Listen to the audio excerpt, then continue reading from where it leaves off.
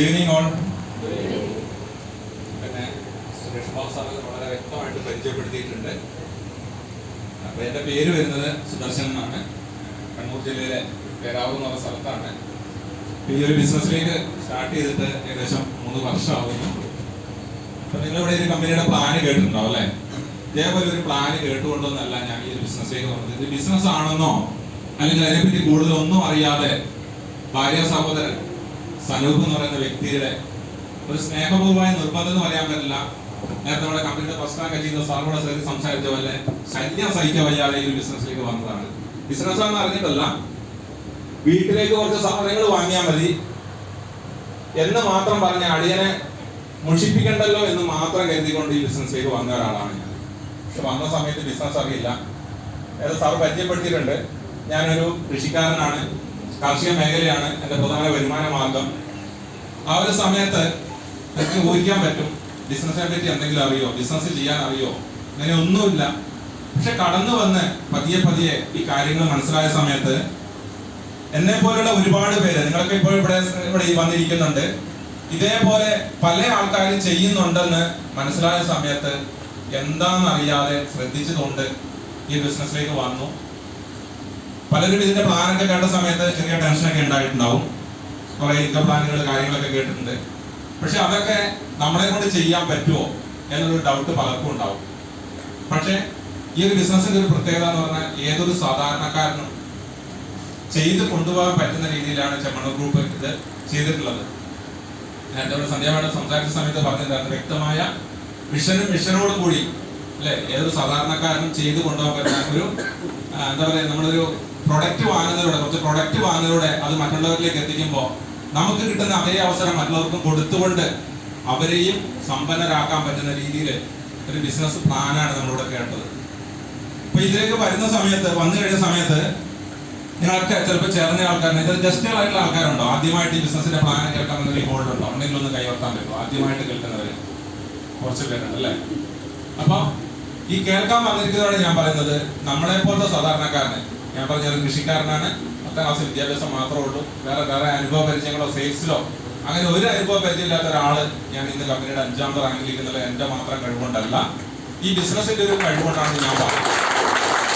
വന്നിരിക്കുന്നവർക്ക് എന്തെങ്കിലും ആശങ്കകൾ ഉണ്ടെങ്കിൽ നിങ്ങളെ കൊണ്ടുവന്ന ആൾക്കാരോട് ഈ കാര്യം, ഇവിടേക്ക് ക്ഷണിച്ച ആൾക്കാരോട് വ്യക്തമായിട്ട് ചോദിച്ച് മനസ്സിലാക്കിക്കൊണ്ട് നിങ്ങൾ ഈ ബിസിനസ്സിലേക്ക് കടന്നു വരണമെന്നാണ് എനിക്ക് പറയാനുള്ളത്.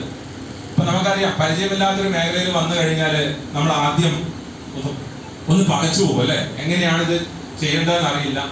ഞാനും ഈ ബിസിനസ്സിലേക്ക് വന്നു, ആൾക്കാരിലേക്ക് ഇത് എത്തിച്ചാൽ മാത്രമേ നമുക്ക് വരുമാനമുള്ളൂ അല്ലെ? നമ്മള് മുഖേന ഇതിലൂടെ കച്ചവടം നടക്കണം. പലരിടത്തും പറയുന്ന സമയത്ത് വലിയ നെഗറ്റീവാണ്. കാരണം ഇതുപോലുള്ള ഒരുപാട് പരിപാടികൾ വന്നിട്ടുണ്ട്, അതിനൊക്കെ പോയി പെട്ടിട്ടുണ്ട്, കാശ് പോവും. എനിക്ക് സത്യം പറഞ്ഞ ടെൻഷനായി. അടിയന്റെ നിർബന്ധത്തിന് ചേർന്നതാണ്, വന്നു കഴിഞ്ഞ് പെട്ടുപോയോ പലരോടും പറയുന്ന സമയത്ത് എന്നെ ആരോ പെടുത്തി, നിന്റെ കാശ് പോയി. ഭയങ്കര ടെൻഷനായിരുന്നു. പക്ഷെ പിന്നീട് ഞാൻ തന്നെ സ്വയം ചിന്തിച്ചു നോക്കിയപ്പോൾ മനസ്സിലായി, എന്റെ കാശ് എവിടെയും പോയിട്ടില്ല. ഞാൻ എന്റെ വീട്ടിലേക്ക് ആവശ്യമായ സാധനങ്ങൾ പലതവണ പുറത്തുനിന്ന് വാങ്ങുന്നത് പോലെ കുറച്ച് സാധനങ്ങളല്ലാതെ ഞാനൊന്നും വാങ്ങിയില്ലാത്ത സമയത്ത് മനസ്സിനൊരു അല്പം ആശ്വാസമായി. പിന്നെ ഇത് പലരിടത്തും പറയുന്ന സമയത്ത് ഓരോരുത്തരും പറയുന്നത് ഇത് തട്ടിപ്പാണ്, നടക്കില്ല എന്ന് പറയുന്ന സമയത്തും ടെൻഷനായി. പക്ഷെ പതിയെ മനസ്സിലാക്കി വന്ന സമയത്താണ് ഇതിന്റെ ഒരു സാധ്യത, എന്നെ പോലത്തെ ഒരുപാട് പേര് ചെയ്യുന്നുണ്ട്, എന്നേക്കാൾ വലിയ നിലകളിൽ പ്രവർത്തിക്കുന്നത് ചെയ്യുന്നതെന്ന് മനസ്സിലായ സമയത്ത് അതൊരു ധൈര്യമായിരുന്നു. നിങ്ങളെപ്പോലെ ഇതുപോലത്തെ ഒരു ഹോളില് ഇതിന്റെ ഒരു പ്രോഗ്രാമിന് പോയ സമയത്ത് എന്നെ പോലത്തെ സാധാരണക്കാരും വേറെ വ്യത്യസ്തമായിട്ടുള്ള ആൾക്കാർ ഇത് ചെയ്യുന്നുണ്ടെന്ന് മനസ്സിലായ സമയത്ത് അതൊരു ധൈര്യമാണ്. അതിന് മുമ്പ് ഒരു ഇൻസിഡന്റ് ഉണ്ടായി ഞാൻ പറയാം. ഞാൻ ഈ കമ്പനിയിലേക്ക് ചേർന്ന് കഴിഞ്ഞ സമയത്ത് നമുക്കറിയാം, ഇത് നമ്മൾ മറ്റുള്ളവരുടെ അടുത്തേക്ക് പരിചയപ്പെടുന്നതല്ലേ. അപ്പം എന്റെ കൂടെ പഠിച്ച് വർഷങ്ങൾക്ക് ശേഷം ഒരു ഗെറ്റ് ടുഗതറല്ല, നമുക്കറിയാം നമുക്കറിയാം സമയത്ത് നമ്മളെല്ലാം വാട്സപ്പ് ഗ്രൂപ്പുകൾ ക്രിയേറ്റ് ചെയ്തിട്ടുണ്ട്. അപ്പൊ ഞാൻ എന്റെ ഒരു സുഹൃത്ത്, കുറെ പേരോട് ഞാനിത് പറഞ്ഞ സമയത്ത് എന്റെ കൂടെ പഠിച്ചൊരു പെണ്ണ്, അങ്ങനെ പറയാം, +2 ടീച്ചറായിരുന്നു. പുള്ളിക്കാരി പറഞ്ഞു, നീ പോയി പെട്ടല്ലേ, ഒന്ന് എന്റെ അടുത്ത് പറഞ്ഞിരുന്നെങ്കിൽ ഞാൻ അനുവദിക്കില്ലായിരുന്നു എന്ന് പറഞ്ഞു. അപ്പൊ അതെനിക്ക് പെട്ടെന്ന് ഇതായി. പക്ഷെ എനിക്ക് തോന്നിയത് നമ്മൾ ആരെയും പറ്റിച്ചില്ല, നമ്മൾ കുറച്ച് പ്രൊഡക്റ്റുകൾ മാത്രമേ വാങ്ങിയിട്ടുള്ളൂ. അത് പറഞ്ഞ സമയത്ത് എന്നോട് പറഞ്ഞത് എന്താണെന്ന് വെച്ചാൽ, പ്രൊഡക്റ്റ് കിട്ടി, പൈസ കൊടുത്ത് പ്രൊഡക്റ്റ് കിട്ടി, ഇനി നിനക്ക് എങ്ങനെയാണ് കമ്പനി വരുമാനം തരുന്നത്? അവിടെയും ചിന്തിച്ച സമയത്ത് ചെറിയൊരു ടെൻഷൻ. കാരണം നമ്മളൊരു സാധാരണക്കാരുടെ സമയത്ത് നമുക്ക് ഇതിന്റെ ഉള്ളുകളികളൊന്നും അറിയില്ല. പക്ഷെ ആ ഒരു സമയത്താണ് എൻ്റെ തൊട്ടടുത്ത ടൗണായ പേരാവൂര് ഒരു ഷോപ്പിന്റെ ഉദ്ഘാടനവുമായി ബന്ധപ്പെട്ട് നമ്മുടെ ഈ കമ്പനിയുടെ ചെയർമാൻ ബോച്ചെ വരുന്നത്. അപ്പം എന്തായാലും കമ്പനിയിലേക്ക് ചേർന്ന 8ാമത്തെ ദിവസമാണ്. ഞാൻ ചേർന്നത് 2022 ജനുവരി 22-നാണ്. 30-നാണെന്ന് തോന്നുന്നു സാറുള്ള ബോച്ച എന്ന് പറയാൻ പറ്റും. ആളെ എനിക്ക് നേരിട്ട് കാണാൻ പറ്റി. ആ ഒരു പ്രോഗ്രാം എന്ന് പറയുന്ന സമയത്ത് കൊറോണയുടെ നല്ല ടൈം ആയതുകൊണ്ട് നല്ല ലിമിറ്റേഷൻ ഉണ്ടായിരുന്നു ആൾക്കാർ പങ്കെടുക്കുന്നതിൽ. എന്തായാലും എൻ്റെ ഒരു സുഹൃത്തിൻ്റെ ബന്ധുവിൻ്റെ കടയായതുകൊണ്ട് എനിക്ക് ആ പ്രോഗ്രാമിൽ പോകാൻ പറ്റി. അവിടെ നിന്ന് ആളെ അടുത്ത് കാണാൻ സംസാരിക്കാൻ പറ്റുന്ന സമയത്ത് ഒരാവേശത്തിന് ഞാൻ അദ്ദേഹത്തിൻ്റെ തോളിൽ തോണ്ടിയിട്ട് ചോദിച്ചു, സാർ എനിക്കൊരു കാര്യം ചോദിക്കാനുണ്ടായിരുന്നു. അപ്പം എന്നോട് ചോദിച്ചാൽ എന്താണെന്ന് ചോദിച്ചു. ഞാൻ സാറിനെ വിളിച്ചു. അപ്പം എന്നോട് പറഞ്ഞു ബോച്ചയെന്ന് വിളിച്ചാൽ മതി എന്ന് പറഞ്ഞു. ഞാൻ ആളുടെ അടുത്ത് ഞാൻ പറഞ്ഞു, ഞാനിങ്ങനെ എൻ്റെ അടിയൻ മുഖേന ഞാനിങ്ങനെ ഒരു പിറ്റിക്കാട്ട് ഒരു കമ്പനിയിലേക്ക് ജോയിൻ ചെയ്തിട്ടുണ്ട്. ഇത് പലരും പറയുന്നു സാറിൻ്റെ കമ്പനിയിൽ ഇത് എന്താണ് സത്യം എന്ന് അറിയാൻ പറ്റുന്നത്. അപ്പോൾ ആൾ എൻ്റെ അടുത്ത് പറഞ്ഞൊരു കാര്യമാണ്, ഇത് എൻ്റെ പുതിയൊരു ബിസിനസ് സംരംഭമാണ്, ഒരു ഇ-കോമേഴ്സ് സംരംഭമാണ്. പണിയെടുത്താൽ പൈസ ഉണ്ടാക്കാം, ബിസിനസ് ചെയ്ത് പൈസ ഉണ്ടാക്കാം. എനിക്ക് ബിസിനസ് എന്താണെന്ന് അറിയില്ല, പക്ഷേ എനിക്ക് അവിടെ സ്ട്രൈക്ക് ചെയ്തൊരു കാര്യം ഇത് ആളുടെ ബിസിനസ് തന്നെയാണ്. അതിൻ്റെ യഥാർത്ഥ ഓണറിൽ നിന്ന് എനിക്കത് അറിയാൻ പറ്റിയെന്നത് എനിക്ക് വളരെ ഒരു വിശ്വാസം ഉണ്ടായിരുന്നു. അതിലൂടെ ആ സമയത്തൊക്കെ ഞാൻ അദ്ദേഹത്തിന് കുറിച്ച് ഒരുപാട് ഫോട്ടോ ഒക്കെ എടുത്തിട്ടുണ്ട്. പിന്നെ ഞാൻ അതൊക്കെ ഈ ബിസിനസ്സിൽ മാർക്കറ്റ് ചെയ്യുന്നുള്ള വേറൊരു കാര്യം. അപ്പൊ ഒരു വിശ്വാസം ഉണ്ടായി കഴിഞ്ഞാൽ നമുക്ക് പിന്നീട് പുറകോട്ട് പോകേണ്ടി വരില്ല. ഏതൊരാൾക്കും അറിയാം നമ്മളെല്ലാവരും ഒന്നും വിശ്വസിക്കില്ല അല്ലേ. പക്ഷെ എന്നെ വിശ്വസിക്കുന്ന എനിക്ക് പരിചയമുള്ള കുറച്ച് ആൾക്കാരുണ്ടായിരുന്നു. അവരിലേക്ക് ഈ ബിസിനസ് എനിക്ക് എത്തിക്കാൻ പറ്റി. അപ്പം അവർക്ക് എന്നെ വിശ്വാസമുണ്ട്, ആള് ഒരു അബദ്ധത്തിൽ ചെന്ന് ചാടില്ല, അങ്ങനെയുള്ള പ്രവർത്തികൾ ചെയ്യില്ല എന്ന്. നിങ്ങൾക്കും ഉണ്ടാവില്ലേ അങ്ങനെയുള്ള ഒരു ആൾക്കാരുണ്ടാവും. നിങ്ങളെ വിശ്വസിക്കുന്ന കുറച്ച് പേര് നിങ്ങളുടെ ചുറ്റുപാടുകളിലോ നിങ്ങളുടെ കൂട്ടുകാരൊക്കെ ഉണ്ടാവും. അങ്ങനെയുള്ള ആളുകളിലേക്ക് ഞാനിത് എത്തിച്ച സമയത്ത് അവരോട് പതുക്കെ ബിസിനസ് വളരാൻ തുടങ്ങി. പലരും തെറ്റിദ്ധരിക്കപ്പെട്ടിരിക്കുകയാണ് ഈ ഇ-കൊമേഴ്സ് എന്ന് പറഞ്ഞ സംരംഭത്തിൽ വെച്ചാൽ. ഇപ്പോഴും പറയുന്നത് ഒരുപാട് ആളെ ചേർക്കണ്ടേ, ഒരുപാട് ആളെ ചേർത്തുകൊണ്ട് പോയാൽ മാത്രമല്ല നമുക്ക് വരുമാനം ഉണ്ടാക്കാൻ പറ്റും. ഇതൊന്നും എന്നെ കൊണ്ട് പറ്റില്ല, ആളെ കിട്ടില്ല. നമ്മുടെ ഈ ബിസിനസിന്റെ രീതി അത് ഇപ്പോഴും നമ്മള് പണ്ടെന്നോ പറ്റിയ അബദ്ധങ്ങൾ അല്ലെ, മണി ചെയിൻ കമ്പനികളിൽ നിങ്ങളൊന്നും ചെയ്യണ്ട, വെറുതെ ഇരുന്നാൽ മതി, കുറച്ച് പണം നിക്ഷേപിച്ചാൽ മതി എന്ന് പറഞ്ഞ സമയത്ത് അതിലൊക്കെ വിശ്വസിച്ച് കൊണ്ടുപോയിട്ട് പണിയെടുക്കണ്ടെന്ന് വിചാരിച്ച് കൊണ്ടുപോയിട്ട് പൈസ നിക്ഷേപിച്ചിട്ട് ഒരുപാട് പേര് അബദ്ധങ്ങളിലേക്ക് പോയിട്ടുണ്ട്. അങ്ങനെയുള്ളവരടുത്ത് പറയുന്ന സമയത്ത് അവർ പറയും ഇത് ഒരു തട്ടിപ്പാണെന്ന്. പക്ഷെ നമ്മുടെ കമ്പനിയുടെ സിസ്റ്റം എന്താ, ഇതിനെപ്പറ്റി നമ്മളൊന്ന് മനസ്സിലാക്കി കഴിഞ്ഞാൽ നമുക്ക് എത്രത്തോളം ഗുണമുണ്ട് നമ്മൾ ആദ്യം മനസ്സിലാക്കുക. ആദ്യം ഇതാണ്, നിങ്ങളെ കൊണ്ടുപോകാനല്ല, നിങ്ങളെ പരിചയപ്പെടുന്ന സുഹൃത്തിനോട് കൃത്യമായിട്ട് ചോദിച്ച് മനസ്സിലാക്കിയിട്ട് നിങ്ങൾ അതിലേക്ക് വരിക. പുറത്തുനിന്ന് കേൾക്കുന്നതല്ല അല്ലെ. പലതും നമ്മള് പല കാര്യങ്ങൾ കേൾക്കുന്ന സമയത്ത് നമ്മുടെ പുറത്തുള്ളവർ ഈ ബിസിനസ്സോ അല്ലെങ്കിൽ ഈ ഒരു മേഖലയെ പറ്റി അറിവില്ലാത്തവരിൽ നിന്നാണ് നമ്മൾ കാര്യങ്ങൾ ചോദിച്ച് മനസ്സിലാക്കുന്നത്. നമ്മളെന്താ നമ്മളിപ്പോഴും നമ്മുടെ രീതികൾ അതാണ് അല്ലെ. നമ്മുടെ രീതികൾ എന്ന് പറയുന്നത് എന്താ, അതുമായിട്ട് യാതൊരു ബന്ധമില്ലാത്ത സംശയങ്ങൾ ചോദിക്കാൻ പോകും. ഇപ്പൊ തന്നെ നിങ്ങൾക്ക് അറിയാം, നിങ്ങൾ ഈ പ്ലാൻ കേട്ടിട്ട് ഇതിനകത്ത് ഫസ്റ്റ് കേട്ടവരുണ്ടാവാം. നിങ്ങൾ ആദ്യം പോയിട്ട് ചോദിക്കുക നിങ്ങളുടെ ചുറ്റുപാടത്തുള്ളവരായിരിക്കും, നിങ്ങളുടെ പരിചയക്കാരോടായിരിക്കും നിങ്ങൾ ചോദിക്കുന്നത് എന്താണ് പിറ്റിക്കാട്ട്, അവർക്കറിയോ. നിങ്ങൾ ചിലപ്പോൾ ഇവിടെ ഈ 1 മണിക്കൂർ കേട്ടിരിക്കുന്ന ഈ ഒരു മാസ്റ്റർ സെറമണിയുണ്ട്, അതുപോലെ തന്നെ അതിന്റെ പ്ലാൻ അവതരിപ്പിച്ചു, അല്ലെങ്കിൽ ഞാൻ പറയുന്ന കാര്യങ്ങൾ കേട്ടു, ഇതെല്ലാം കേട്ടതിന് ശേഷം നിങ്ങൾ ചെയ്യുന്നത് നിങ്ങളുടെ വീടിന്റെ തൊട്ടടുത്തുള്ള ഈ ബിസിനസ് മുമ്പ് ചെയ്യാത്ത അല്ലെങ്കിൽ ഇതിന് വിജയിക്കാത്ത ഒരു പരിചയമില്ലാത്ത ആളുടെ അടുത്ത് ചോദിക്കുകയാണ് എന്തായിരിക്കും അവരുടെ അടുത്ത് കേൾക്കാൻ പറ്റും നിങ്ങൾ ഊഹിക്കുക. അപ്പൊ അങ്ങനെയുള്ള സന്ദർഭങ്ങൾ ഉണ്ടാവാതിരിക്കുക. അപ്പൊ ഇതിൻ്റെ അകത്ത് പറയുന്നുണ്ട്, പ്ലാനിൽ പറയുന്നുണ്ട് കമ്പനിയുടെ ഫസ്റ്റ് റാങ്ക് തൊട്ട് നമ്മൾ 13 വരെ റാങ്ക് പറയുന്നുണ്ട്. അപ്പൊ അതിലൊരു 3ാമത്തെ റാങ്ക് പറഞ്ഞിട്ടുണ്ടല്ലേ, മന്ത്ലി പെർഫോമൻസ് എല്ലാ മാസവും ഒരു 10,000 രൂപയ്ക്ക് മുകളിൽ അല്ലെങ്കിൽ 15,000 രൂപയ്ക്ക് മുകളിൽ നമുക്ക് വാങ്ങാൻ പറ്റുന്നത്. ആ ഒരു വരുമാനം വാങ്ങിക്കൊണ്ടിരിക്കുന്ന ആളാണ് ഞാനും എൻ്റെ വൈഫ് ഇവിടെ ഈ ഒരു പ്ലാൻ അവതരിപ്പിച്ച സഞ്ജയ് മേഡം. ഞങ്ങൾ കൃത്യമായിട്ട് വാങ്ങിക്കൊണ്ടിരിക്കുന്ന ആളാണ്. എൻ്റെ കുടുംബത്തിലെ ഞാനും ഭാര്യ അടക്കം 4 പേര് ബിസിനസ്സിൽ ജോയിനാണ്. ഇതിൽ കൂടുതൽ വിശ്വാസം നിങ്ങളിലേക്ക് എനിക്ക് തരാനില്ല. ഇതിനേക്കാളൊക്കെ അപ്പുറം എനിക്ക് പറയാനുള്ളത്, ഈ ഒരു കമ്പനിയുടെ 3ാമത്തെ റാങ്ക് മുതൽ പറയുന്നുണ്ട് ഒരു ഇൻഷുറൻസ് കവറേജ്. അതുകൂടെ മേഡം സംസാരിച്ചിട്ടുണ്ടായിരുന്നു. ആ ഒരു ഇൻഷുറൻസ് കവറേജ് ഈ കഴിഞ്ഞ ദിവസം ഒരു 2 ആഴ്ചക്ക് മുമ്പ് ഈ തലശ്ശേരി ഇന്ദിരാഗാന്ധി ഹോസ്പിറ്റലിൽ 6 ദിവസം ഞാൻ അഡ്മിറ്റ് ആയിരുന്നു. അതിൽ 73,000 രൂപയോളം എൻ്റെ ചികിത്സ, എൻ്റെ ഒരു സർജറിയുമായിട്ട് ബന്ധപ്പെട്ട് കമ്പനിയാണ് അടച്ചത്. ഇന്ത്യയിലോട്ട് പലരും പറയുന്ന സമയത്ത് നമ്മളൊക്കെ ടെൻഷൻ അടിക്കുകയാണ്. അനുഭവത്തിൽ വന്ന എനിക്ക് ഇപ്പൊ എൻ്റെ കുടുംബത്തിൽ ഇതിനകത്തേക്ക് ജോയിൻ ചെയ്ത 4 പേരിലേക്ക് ജോയിൻ ചെയ്ത സമയത്ത് നമുക്കറിയാം, ഒരു 100 പോയിന്റ് പർച്ചേസ് ചെയ്യുന്ന സമയത്ത് ഉണ്ടാകുന്ന ഒരു സാധനങ്ങൾ പർച്ചേസ് എമൗണ്ട് അറിയാം. ഞാൻ ഈ ബിസിനസ്സിൽ ചേർന്ന് ഇന്ന് കമ്പനിയുടെ 5ാമത്തെ റാങ്കിലേക്ക് എത്തുന്ന സമയത്ത് ഞാൻ വാങ്ങിയ വരുമാനങ്ങളും, അതായത് മാച്ചിങ്, എക്സ്പാൻഷൻ ബോണസ് അടക്കം, അതേപോലെ തന്നെ മന്ത്ലി പെർഫോമൻസ് എന്ന് പറഞ്ഞ ബോണസ് അടക്കം, അല്ലെങ്കിൽ എനിക്കിപ്പോൾ കിട്ടിയിരിക്കുന്ന ഒരു ഇൻഷുറൻസ് അടക്കം, എത്ര ലക്ഷം രൂപ എൻ്റെ അക്കൗണ്ടിലേക്ക് വന്നിട്ടുണ്ടാവും. ഞാൻ അതിന് എന്താ ചെയ്തത്? ഈ ബിസിനസ്സിലേക്ക് കടന്നു വരുന്ന സമയത്ത് അല്ലെങ്കിൽ പോലും ഇതൊക്കെ ഞാൻ എൻ്റെ വീട്ടിലേക്ക് വേണ്ടിയിട്ടുള്ള സാധനങ്ങളായിട്ട് ഞാൻ വാങ്ങണം, അല്ലെ? അരിയും പരിപ്പും കടലയും വീട്ടിലേക്ക് ആവശ്യമായ മറ്റുള്ള സാധനങ്ങളൊക്കെ വാങ്ങണം. നമ്മൾ എവിടെയാണ് പറ്റിക്കപ്പെടുന്നത്? നമ്മളിത് ചിന്തിച്ചു നോക്കുക. ഈ ബിസിനസ്സിലേക്ക് ഇപ്പോഴും നമ്മളൊക്കെ പലരെ ക്ഷണിക്കുന്ന സമയത്ത് ഇതൊക്കെ തട്ടിപ്പാണ്, ഇതൊക്കെ നിന്നു പോകുമെന്ന് പറയുന്ന നിരവധി ആൾക്കാരുണ്ട്. അവരിലേക്കാണ് ഞാൻ പറയുന്നത്, നമ്മളിവിടെ എവിടെയാണ് പറ്റിക്കപ്പെടുന്നത്? നമ്മുടെ എന്തെങ്കിലും പണമായിട്ട് എവിടെയെങ്കിലും നിക്ഷേപിക്കപ്പെടുന്നുണ്ടോ? നമ്മൾ പലപ്പോഴും എന്ത് കാര്യം കേൾക്കുമ്പോൾ നമ്മൾ പെട്ടെന്ന് എന്താ ചിന്തിക്കുന്നത്? എന്താ, കുതിരയുടെ കുത്തേറ്റ് ഒരാൾ ഹോസ്പിറ്റലിൽ എന്ന് പറഞ്ഞ പാട് പെട്ടെന്ന് ഷർട്ട് എടുത്തിട്ട് നമ്മൾ ഹോസ്പിറ്റലിലേക്ക് ഓടേണ്ടതുണ്ടോ? കുതിരയ്ക്ക് കൊമ്പുണ്ടോ എന്ന് നമുക്ക് ചിന്തിക്കാം. എന്ന് പറഞ്ഞ പോലെ നമ്മൾ ഈ ബിസിനസിന്റെ കാര്യം പറയുന്ന സമയത്ത് നമ്മളെ പറ്റിക്കുന്ന എന്തെങ്കിലും കാര്യങ്ങൾ അതിലുണ്ടോ നോക്കുക. സാധനങ്ങൾ കൊണ്ടുനടന്ന് വിൽക്കണം വേണ്ട, അല്ലെ? ഒറ്റ തവണയെ വാങ്ങേണ്ടതുള്ളൂ, ഒറ്റയ്ക്കല്ല, ഒരു ടീം വർക്കായിട്ട് ചെയ്യുന്നത്. നിലവിൽ ചെയ്തുകൊണ്ടിരിക്കുന്ന ജോലിയോടൊപ്പം ഞാൻ തന്നെ ഇപ്പോഴും കാർഷികമായിട്ടുള്ള പല കാര്യങ്ങൾ റബ്ബർ ടാപ്പിംഗ് അടക്കം ഞാൻ ചെയ്തുകൊണ്ടാണ് അതിനിടയ്ക്ക് മറ്റു ജോലികൾക്കും പോയി എൻ്റെ കൃഷിയും കാര്യങ്ങളും നടത്തിക്കൊണ്ട് അതിനിടയ്ക്ക് ഒരു പാർട്ട് ടൈം ആയിട്ട് ചെയ്തിട്ട് പോലും എനിക്കതൊക്കെ ചെയ്യാൻ പറ്റുന്നുണ്ടെങ്കിൽ എന്നേക്കാൾ കൂടുതൽ കഴിവും കപ്പാസിറ്റിയും വിദ്യാഭ്യാസവും യോഗ്യതയുള്ള ഒരുപാട് ആൾക്കാരാണ് എൻ്റെ മുന്നിൽ ഇവിടെ ഇരിക്കുന്നത്, എനിക്കറിയാം. അപ്പൊ നമ്മളൊന്ന് മനസ്സിലാക്കുക, ഇന്നത്തെ കാലത്ത് ഒരു വീട്ടിൽ ഒരാൾ മാത്രം ജോലിക്ക് പോയാൽ ജീവിക്കാൻ പറ്റുന്ന ഒരു കാലഘട്ടത്തിലല്ല നമ്മൾ ജീവിക്കുന്നത്.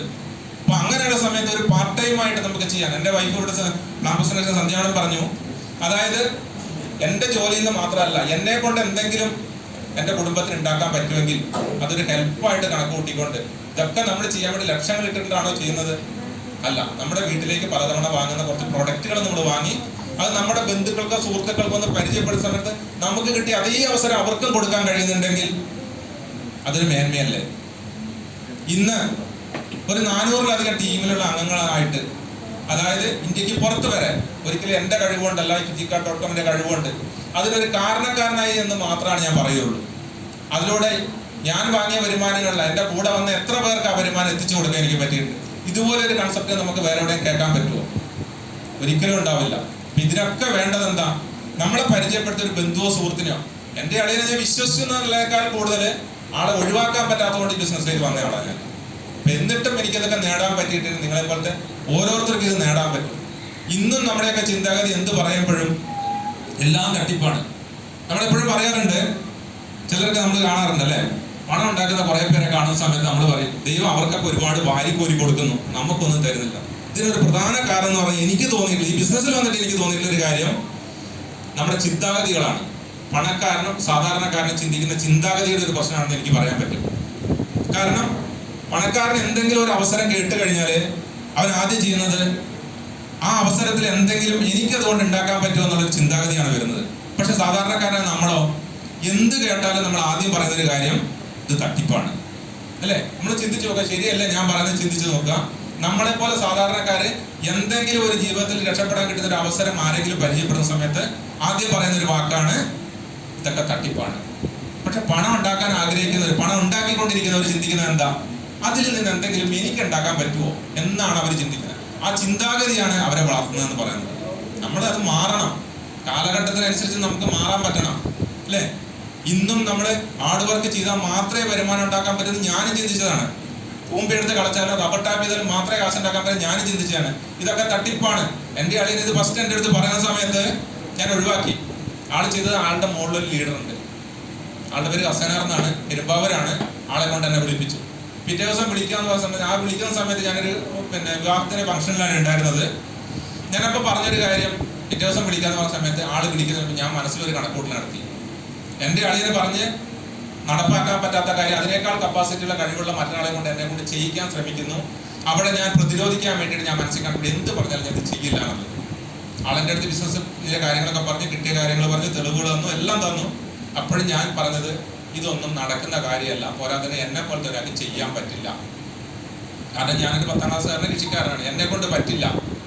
കഴിവുള്ളൊരു ചെയ്യുമായിരിക്കും എന്ന് ഞാൻ പറയുകയായിരുന്നു.